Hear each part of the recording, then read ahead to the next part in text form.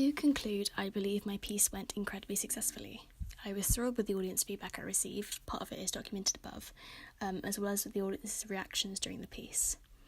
often grimacing at sections that made them feel uncomfortable. I was staggered by the amount of people that stayed the full 25 minutes,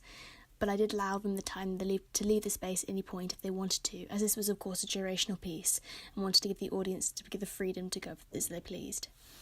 In terms of process, there were a lot of adaptations made along the way, which eventually aided the overall success of the piece,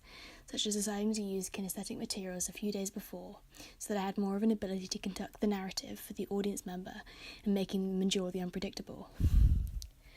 Along the process of considering the audience members, I eventually began to create a kind of a system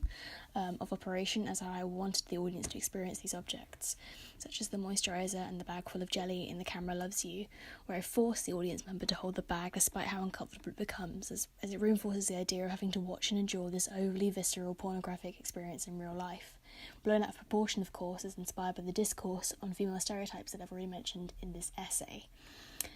Then there's this juxtaposition of letting the audience member have something to hold freely, such as the rocks in The Girl Next Door,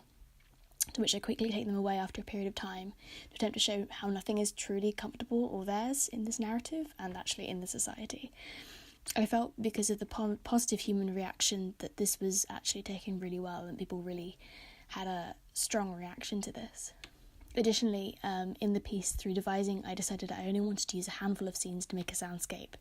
not all of them, and enough that the audience would get the message, but not long enough so they would lose attention and get bored and lose their focus. My choice on different scenes was entirely deliberate, and was based on the juxtaposing time and locations of each of the scenes, such as the moving of the phone conversation to the satanic village in the city or the pornographic movie. These scenes were chosen to be as far from each other as possible and to show a range of stereotypes that Anne could be and therefore be as relatable as possible to the general audience. This was complemented by the associative items used, which also juxtaposed each other. Because of the jumble of scenes, and of course Dance on Her Life having no coherent chronological narrative anyway, it meant that my audience were free to leave whenever they chose to and could pick up where they left off from the last audience member. This analytically shows the cycle of how life continues to be the same despite the accidental absence of the narrative.